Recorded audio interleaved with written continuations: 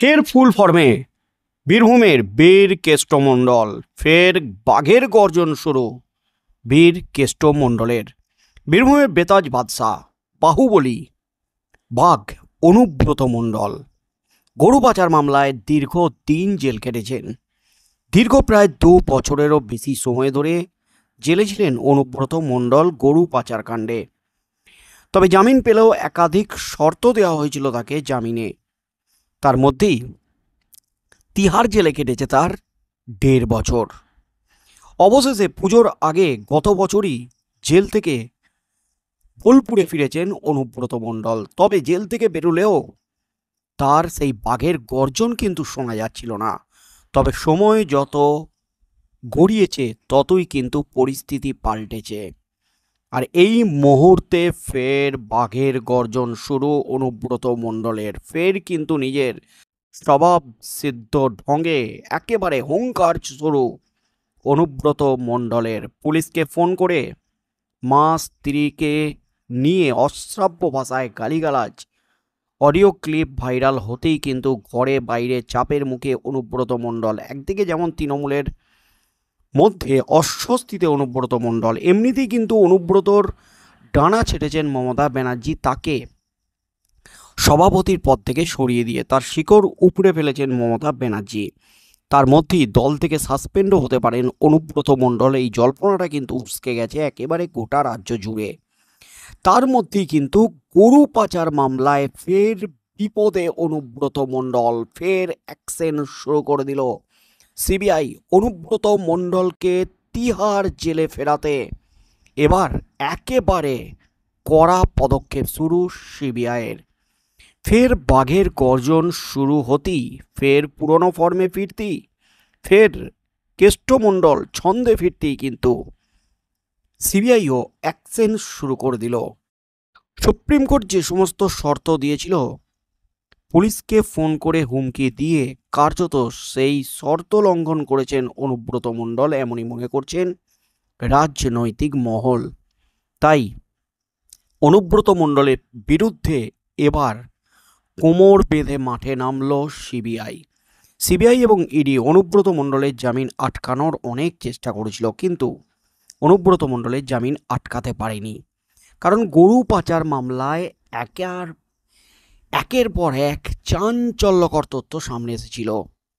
কোটি কোটি টাকা গরু পাচার মামলায় অনুব্রত মণ্ডলের হদিশ মিলেছিল।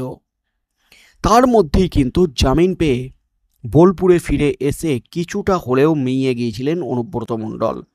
তবে ফের ফুল ফর্মে ফিরতি এবার একেবারে ঘাড় ধরে দিল্লির তিহার জেলে নিয়ে যেতে উঠে পড়ে লেগেছে, কোমর বেঁধে নেমে পড়েছে সিবিআই।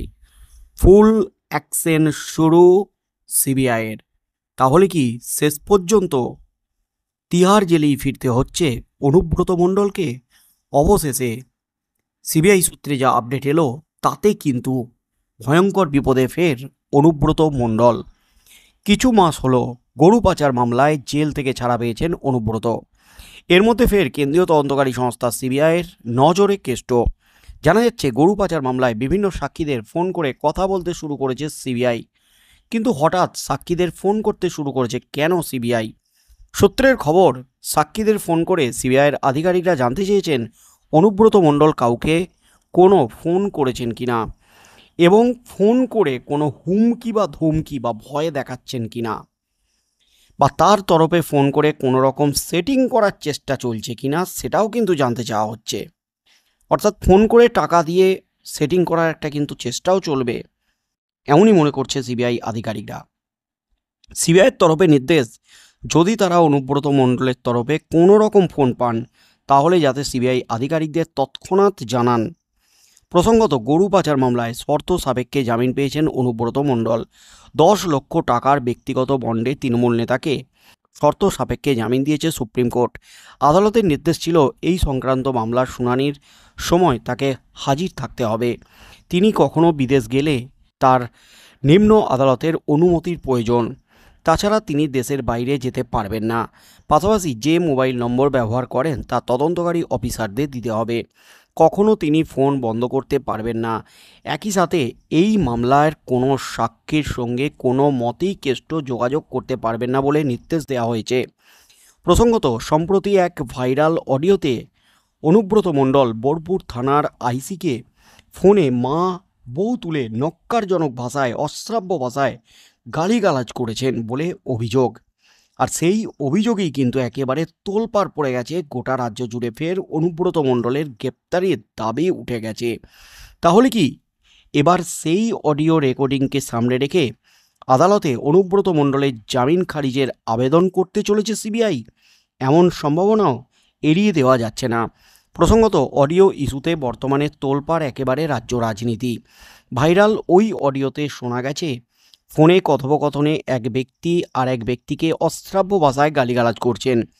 অভিযোগ ওঠে ফোনের এক প্রান্তে অনুব্রত মণ্ডল এবং অপর প্রান্তে বোলপুর থানার আইসি লিটন দাস। আইসিকে গালিগালাজের পাশাপাশি আইসির স্ত্রী এবং মায়ের নামেও গালিগালাজ করা হয় এবং অশ্রাব্য ভাষা বলা হয়। যদিও অনুব্রত বলেছেন ওই কণ্ঠ তার নয়, তবে দলের নির্দেশ মতো এই ঘটনার জন্য কিন্তু ক্ষমাও চেয়েছেন তিনি। তবে ক্ষমা চাইলেও শেষ রক্ষা কিন্তু হলো না অনুব্রত মণ্ডলের বিরুদ্ধে। এবার কিন্তু ঘুঁটি সাজাতে শুরু করে দিল সিবিআই। অনুব্রত মণ্ডল অত্যন্ত প্রভাবশালী, প্রমাণ করার কিন্তু চেষ্টা এবার সিবিআই আধিকারিকদের। অনুব্রত মণ্ডলকে পরপর দুদিন হাজিরার জন্য নোটিশ পাঠানোর পরেও তিনি হাজিরা দেননি। পুলিশের নির্দেশকে থোড়াই কেয়ার। অসুস্থতার কারণ দেখিয়ে তিনি হাজিরা দেননি, তার আইনজীবীদের মারফত চিঠি পাঠিয়েছেন। এবং যে ধারাগুলিতে মামলা দায়ের হয়েছে, এফআইআর দায়ের হয়েছে, সবকটাই জামিন অযোগ্য ধারা। এবং এই জামিন অযোগ্য ধারায় মামলা দায়ের হওয়ার পরপরও অনুব্রত মণ্ডলকে এখনও পর্যন্ত গ্রেপ্তার করেনি পুলিশ। রাজ্য পুলিশ অনুব্রতর বিরুদ্ধে কেন কড়া পদক্ষেপ নেয়নি? তাহলে কি তিনি প্রভাবশালী ব্যক্তি? জানিয়ে আইনজীবীদের একাংশ উদ্বেগ প্রকাশ করেছেন। তাদের মতে পুলিশের প্রতি হুমকি বা অশালীন ভাষার ব্যবহার জামিনের শর্ত ভঙ্গ হতে পারে। অর্থাৎ জামিনের যে শর্ত দেওয়া হয়েছিল আদালতের তরফ থেকে, পুলিশকে হুমকি দিয়ে ফোন করে তিনি সেই জামিনের শর্ত ভেঙে ফেললেন। এবং 2022 সালের 11ই আগস্ট গরু পাচার মামলায় সিবিআই অনুব্রতকে গ্রেপ্তার করে এবং পরবর্তীতে ইডি তাকে হেফাজতে নেয়। বর্তমানে অনুব্রত মণ্ডল জামিনে মুক্ত, তবে তার উপর একাধিক কঠোর শর্ত চাপিয়েছিল এবং পাসপোর্ট জমা রেখেছিল আদালত। সাক্ষীদের প্রভাবিত না করা, বীরভূমে বা দিল্লিতে থাকলে তা আদালতকে জানাতে হবে। এবং সূত্রের খবর অনুযায়ী গরু পাচার মামলায় কিন্তু একেবারে তৎপর হয়ে গেছে সিবিআই। সাক্ষীদের ফোন করা হচ্ছে, জিজ্ঞাসাবাদ করছে কেন্দ্রীয় তদন্তকারী সংস্থা। পাশাপাশি অনুব্রত সাম্প্রতিক পুলিশকে হুমকি ও অশ্লীল ভাষা প্রয়োগের অভিযোগে এফআইআর হওয়া সত্ত্বেও গ্রেপ্তার না হওয়াকে সামনে রেখে অনুব্রত মণ্ডলকে প্রভাবশালী প্রমাণে মরিয়া সিবিআই। তার জামিন খারিজের জন্য কিন্তু বড় সড় অস্ত্র হিসাবে এটাকে ব্যবহার করতে চলেছে আদালতে। সুপ্রিম কোর্টে এমনই কিন্তু খবর উঠে আসছে। সব মিলিয়ে ফের একবার তীব্র বিতর্কে অনুব্রত মণ্ডল। প্রশ্ন উঠেছে, তিনি কি এতটাই প্রভাবশালী যে পুলিশ তাকে ছুঁতে পারছে না? আর এটা কি হাতিয়ার করে এবার শুরু হয়ে গেল একেবারে জোরদার অ্যাকশন সিবিআইয়ের? শেষ পর্যন্ত কি হতে চলেছে? সিবিআই আদালতে এই সমস্ত তথ্য প্রমাণ তুলে দিলে ফের কি অনুব্রত মণ্ডলের জামিন খারিজ হতে চলেছে? ফের কি তিহার জেলেই ফিরতে চলেছেন অনুব্রত মণ্ডল? কি হতে চলেছে আগামী দিনে?